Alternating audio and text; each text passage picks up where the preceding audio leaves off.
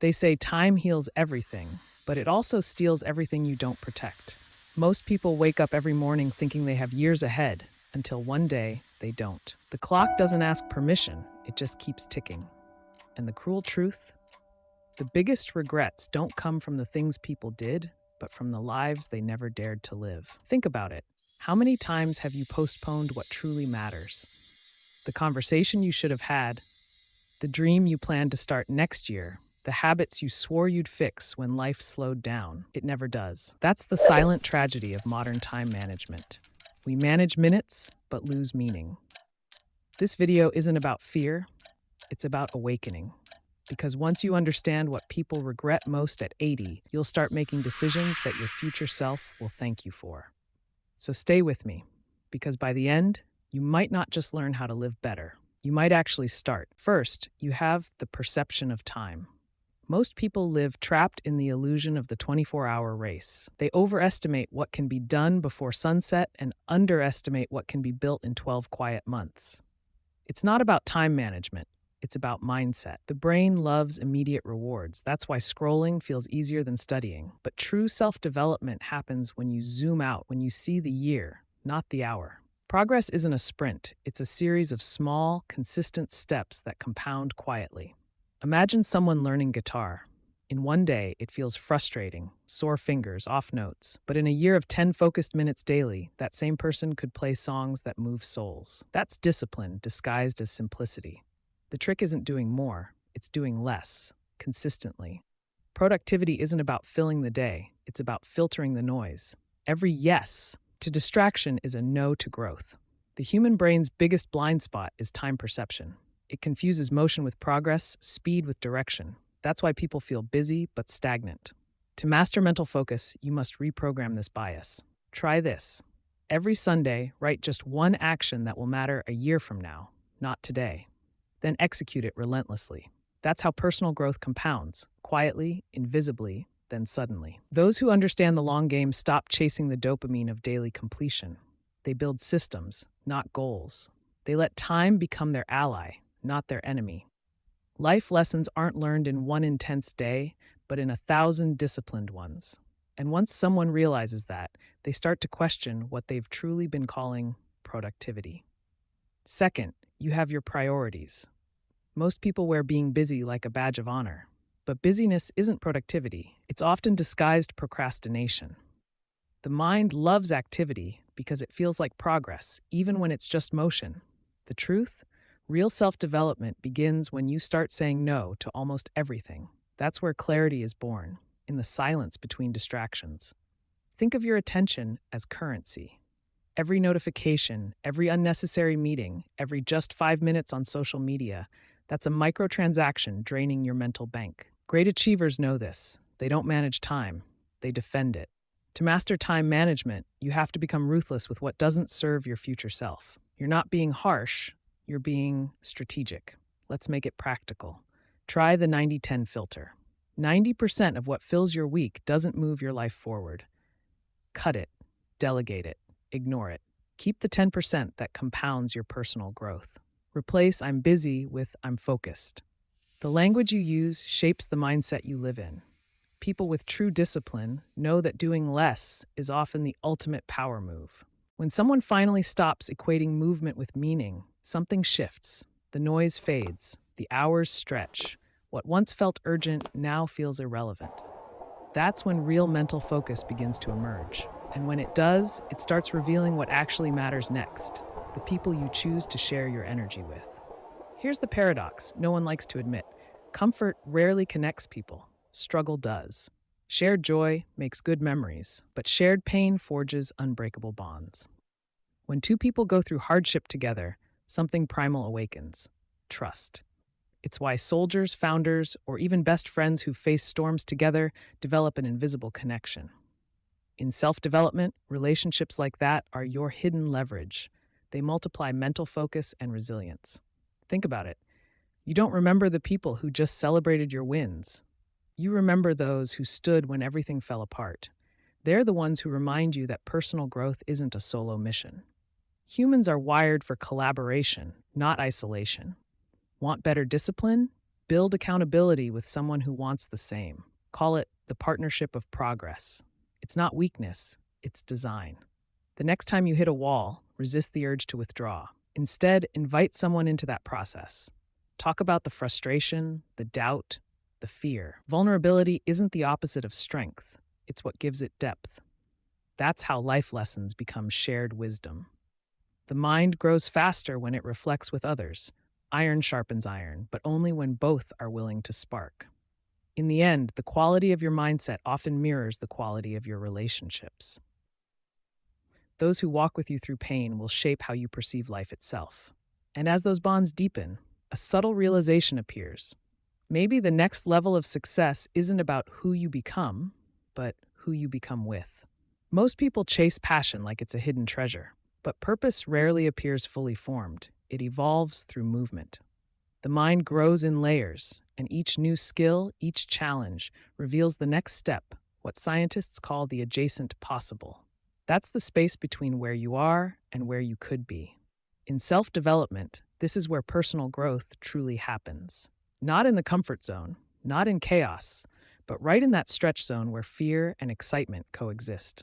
Think of someone who wants to be a great public speaker, but fears the stage. The adjacent possible isn't a TED Talk, it's sharing an idea with 5 colleagues. Growth doesn't need grand gestures, it needs strategic discomfort. That's the sweet spot where discipline meets curiosity. Each micro win expands your sense of what's doable. Before you realize it, that impossible career move feels like the natural next step. Here's the catch. Chasing purpose means redefining what success looks like.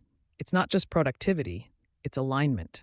A person who's internally clear will outperform someone externally busy every time. The most fulfilled professionals design their path around energy, not ego. They ask, what kind of work makes me lose track of time? That question unlocks mental focus and points straight to authentic life lessons. When purpose becomes a process, not a destination, you stop comparing and start creating. You realize that your career isn't a ladder to climb, it's a landscape to explore. And every new step outside your comfort zone becomes a door to something bigger, perhaps to the next layer of mastery, the one that starts with taking care of the very machine that drives it all, your body. No one performs at their best with an exhausted body. You can have the sharpest mindset in the room, but without energy, it collapses. Health isn't a side quest, it's the main system upgrade. Think of it like this. Your brain is the engine, and your body is the cooling system. Without rest, it overheats. Without movement, it rusts. Self-development starts when you treat your health as your first investment, not your backup plan. In the age of hustle culture, sleep became underrated, almost shameful. But the truth is, sleep is the ultimate productivity hack. It's where memory consolidates, emotions stabilize, and creativity reignites. Neuroscientists call it neural housekeeping. Skip it, and you're running on mental junk. So protect your sleep like a CEO guards time. 7 hours minimum, dark room, no phone. That's discipline, not laziness. Physical activity is another secret weapon. You don't need a marathon, you need consistency. A 20-minute walk after lunch sharpens mental focus better than a third cup of coffee. Strength training teaches persistence, just like life does. When the body moves, the mind follows. Want better time management? Start by managing your energy levels. Because tired minds don't make wise decisions, they just make excuses. And here's the twist. Vitality isn't about living longer, it's about expanding the quality of your hours. A healthy body is an amplifier of personal growth. It makes your thoughts clearer, your emotions calmer, your purpose louder. And when you realize that, you start seeing health not as a goal, but as a foundation. From there, a deeper truth begins to form. Growth doesn't end with the body, it evolves with the mind. Learning isn't just about absorbing information, it's about transforming understanding into expression. When you teach, you think twice, once to learn, once to explain. That's where real self-development happens. Every time you share an idea, your brain rewires itself for clarity. That's why great mentors never stop growing. Teaching forces mental focus and exposes what you truly understand versus what you just memorized. Here's a truth few people talk about. Quitting can be a skill. The most disciplined minds know when to stop digging a dry well. Strategic quitting isn't weakness, It's time management at its highest level. It means redirecting energy towards something with greater return. If you're pouring hours into a dead project, relationship, or routine that's not compounding your personal growth, walking away isn't failure, it's evolution. Take a look at high performers. They constantly reinvent themselves. They learn, unlearn, relearn. They drop good habits to make room for great ones.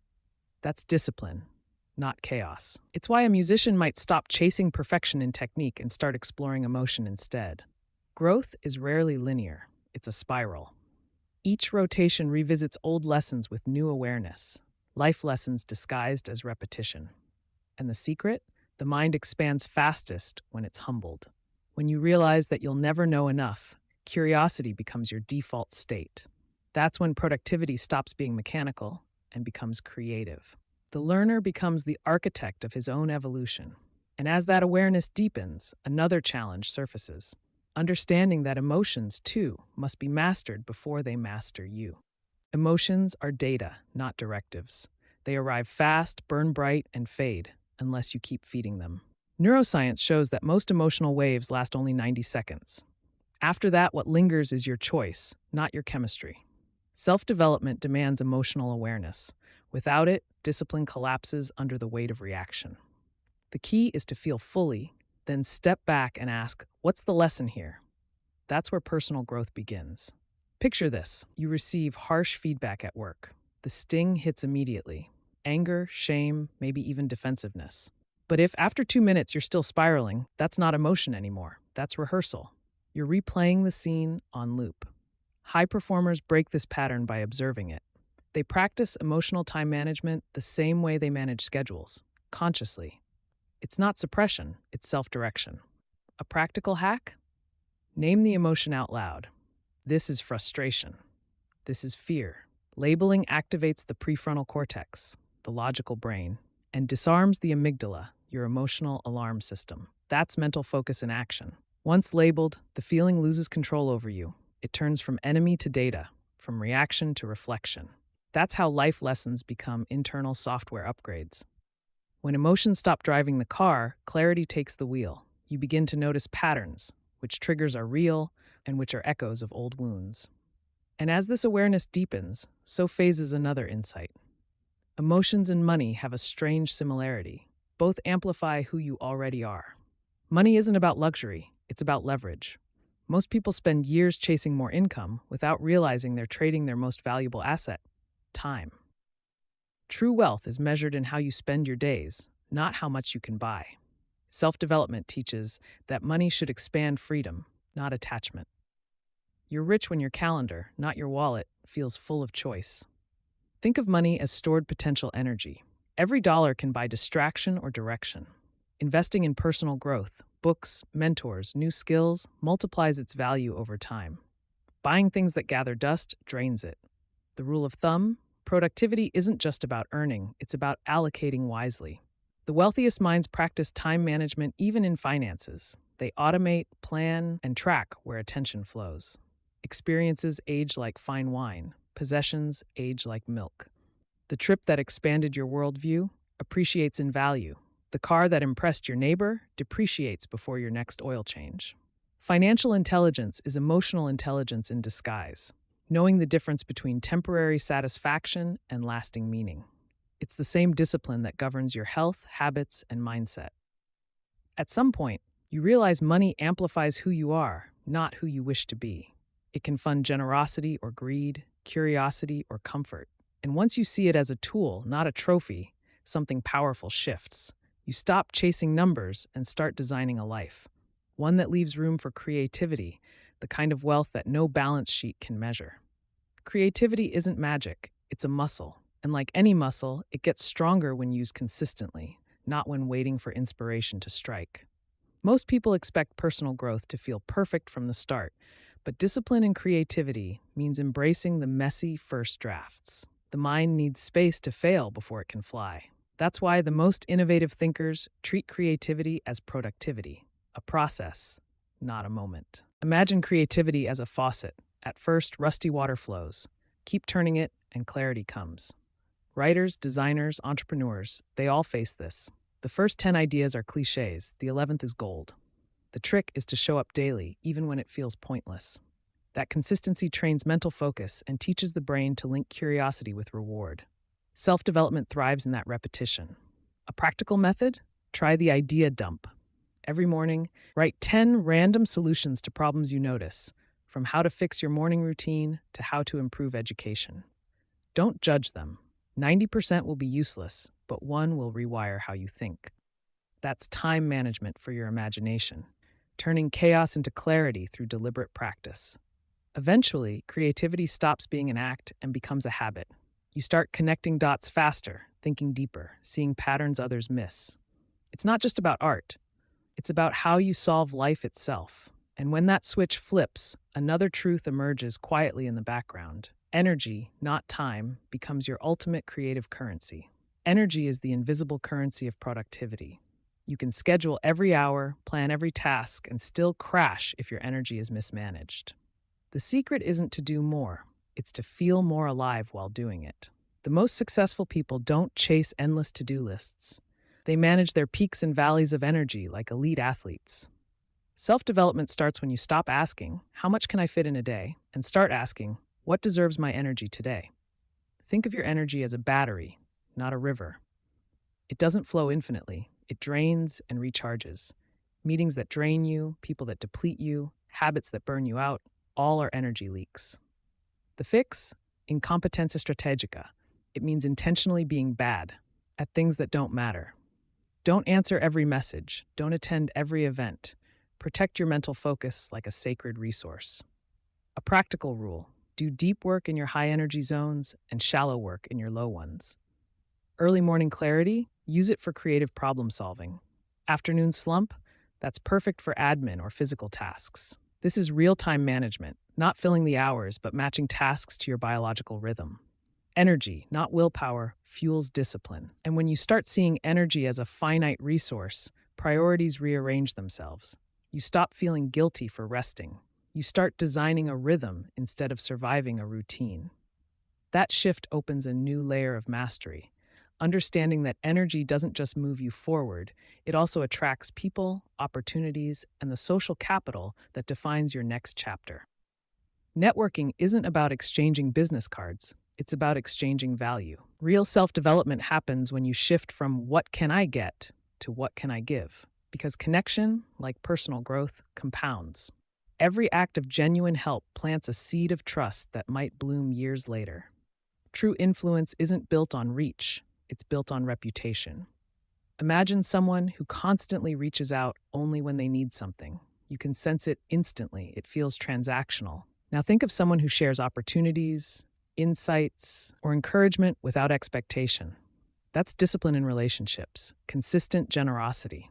They're not chasing contacts, they're building community. That's productivity in human form, multiplying value through people.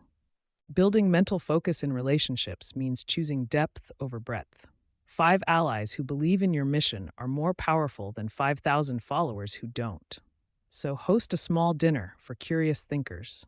Share your life lessons online without waiting for perfection. Comment with intention, not noise. Networking isn't marketing, it's time management of connection. Deliberate, authentic, sustained. And here's the truth: when you build your network before you need it, you move through life with quiet confidence. The moment opportunity knocks, you already have people ready to open the door with you. And as you strengthen those social ties, a deeper realization dawns.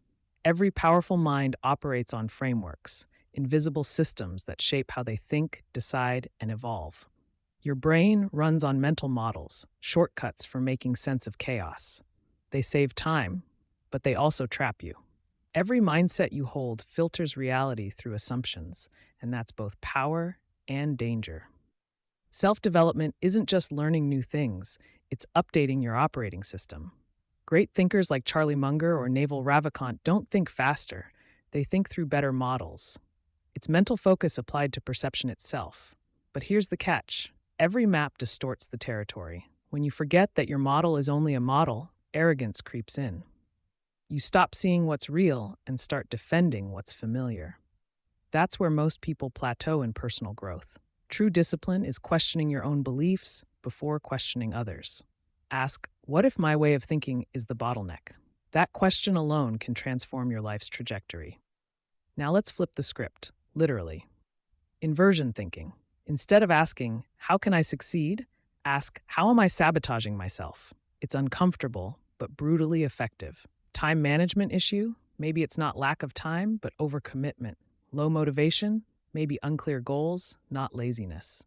Inversion removes illusion. It turns emotion into information. It's one of those life lessons you don't forget once you truly apply it. When you start thinking about your thinking, clarity sharpens. You stop reacting to life and begin designing it, piece by piece. Models become tools, not prisons. And as this awareness expands, something else unfolds naturally. If life can be designed mentally, then it can also be redesigned intentionally. Life doesn't just happen, it's designed. Every routine, habit, and belief you hold is a line of code shaping your experience. Most people drift, reacting to circumstance instead of creating direction. But self-development means turning the abstract into architecture.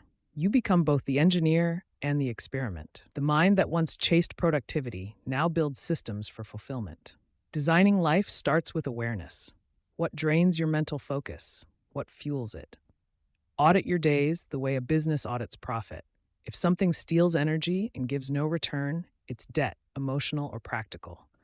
Replace it with actions that compound joy, learning, and personal growth.